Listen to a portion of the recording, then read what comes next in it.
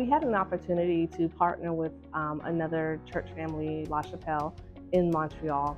Really important that we go and visit this group because the city has a very low rate of individuals that believe in Christ, and a lot of it has to do with the history that happened in Montreal, with some hurt with the Catholic Church, right? So you have a lot of people that are frown on the church and don't believe because of that reason. So it's really important that we go and support the community and the business so that they can see what church really looks like and what believers of Christ really do. This particular trip in 2025, when we went, it was more focusing on single women and children and being able to bless them, with, whether that was food, help care for the children while they enjoy themselves, as well as even helping the homeless men's shelter that we were able to extend our services with. So we did a lot within the short few days that we were there. A couple of things we did is we had an opportunity to support the group in one of their shelters for women. And we were able to go and help them prepare supplies for the next day, as well as organize some of their supplies. So really to help that group and that organization be prepared for the women as they come in there.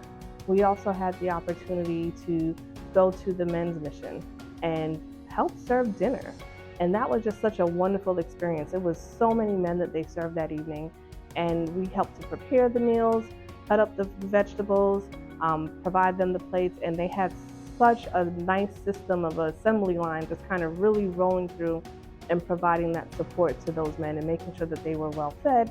And they gave great meals. It wasn't just putting something on a plate, but it was really giving them a really home-cooked kind of meal. For the women's ministry, with it being Mother's Day weekend, we also were participants in serving the single mothers in that area, providing a lunch for them, and really just fellowshipping with them. And it was just a beautiful sight to see how they came together to support each other in community as they continued to be the mothers that they are in this process. So really enjoyed that. The way that church family works is they're not in their own buildings at this time. So they do have to do a lot of work to set up the chairs and prepare the different areas for the children and the different programs that they have. And we were able to help them to set that up and to take down that stuff. And one of the things that, a couple of them mentioned that the amount of time that it took them to set up was reduced so greatly that they got a chance to fellowship more with each other because we were able to give them that support. So sometimes that benefit is just being able to have time and community and conversation to really just share your love with one another the way Christ would like us to. The most notable part of this trip was meeting everyone, especially little Indigo, and seeing her love for sign language and just a desire to serve just come through at such a young age. It just renewed my spirit, and being able to serve the people of God in several capacities, from the homeless shelter, the cooking and serving them meals, and the time and work that went into preparing those meals. And it wasn't just slop. Like, I saw God moving even in the kitchen through other people's hands. And then most importantly, meeting everybody on this trip and knowing just how quickly we came together and meshed together. Like, I know that's only God. It's only something God can do. And so I'm just super thankful for that. This was my second time going to Montreal, and I love the city, the culture. The people there are always so nice. I love how they're so accommodating. A lot of times in America, when we encounter someone of a different culture, we expect them to adapt to our way of doing things. And what I appreciate about Montreal is that whenever we go there, they show true hospitality and they always adapt to us. If you can't speak French, they quickly jump into English or find a way to communicate with you. And I just find that very welcoming.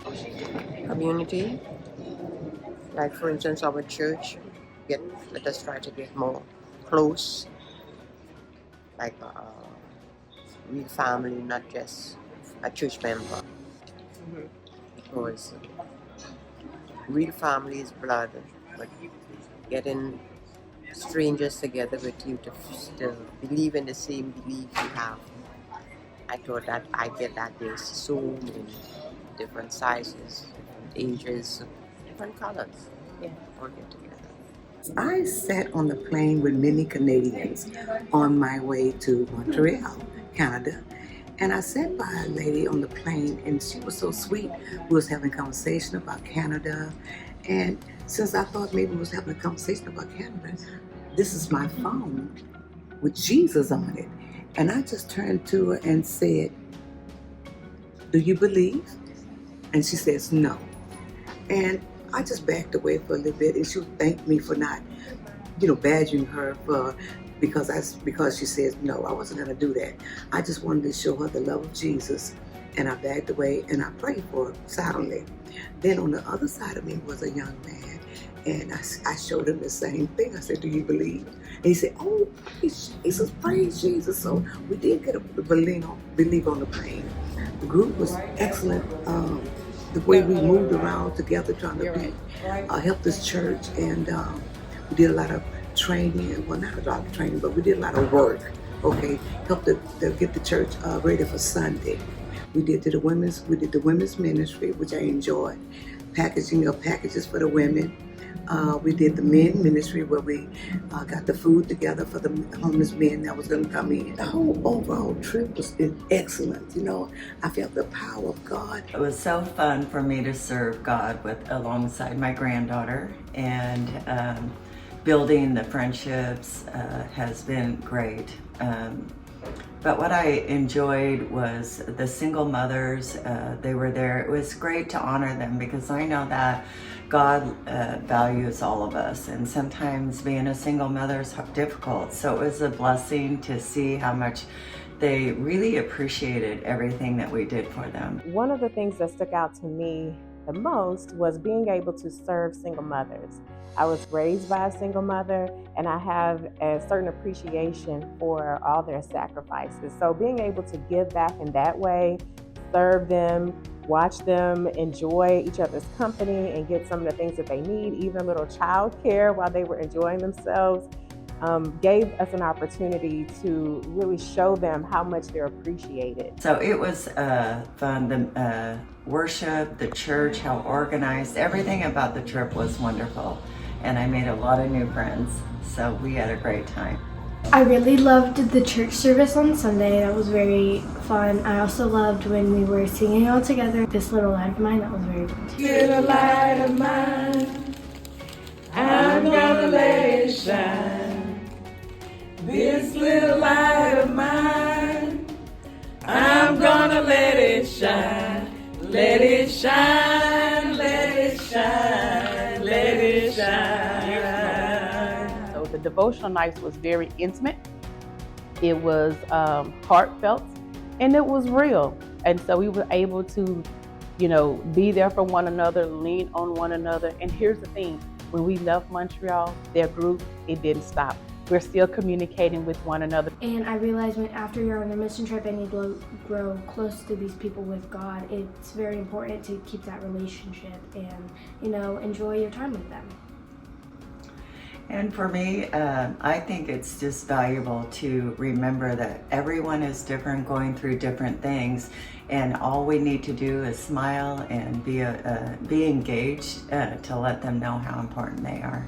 The most impactful part of my trip, I would say, was just fellowshipping with the members of La Chapelle and enjoying their service. Even though it's in French, I did have a good time, and it was great to fellowship with them. Their praise and worship was awesome. It was great. Again, it was in French, so I didn't understand, but I knew that Christ was there. I could feel the energy, I could feel the love, and I had a great time. I think just this experience alone has taught me to really step outside of my shell and fellowshipping with other people, whether they speak the same language as you or not, just understanding that building a bridge and building a gap between other members of our own ministry, and just having a good time and enjoying service with each other. How people embrace each other. They didn't look at your size, your height.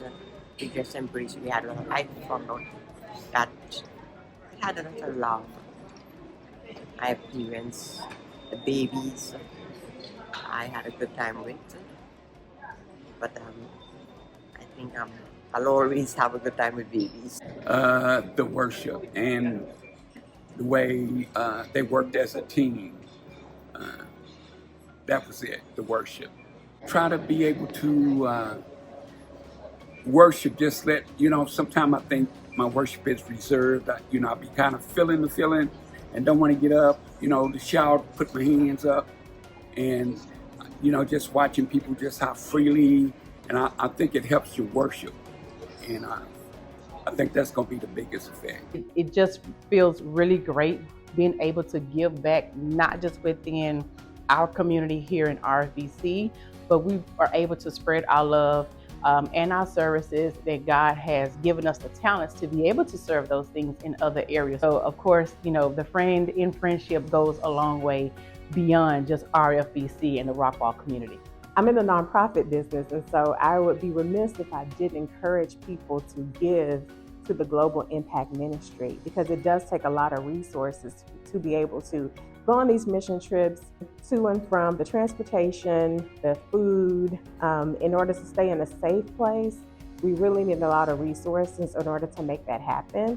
And we also want to be good stewards when we go to these places. While manpower is important, I think it's also important to sow a seed. So I encourage anyone out there to give to the Global Impact Ministry, because it does go a long way.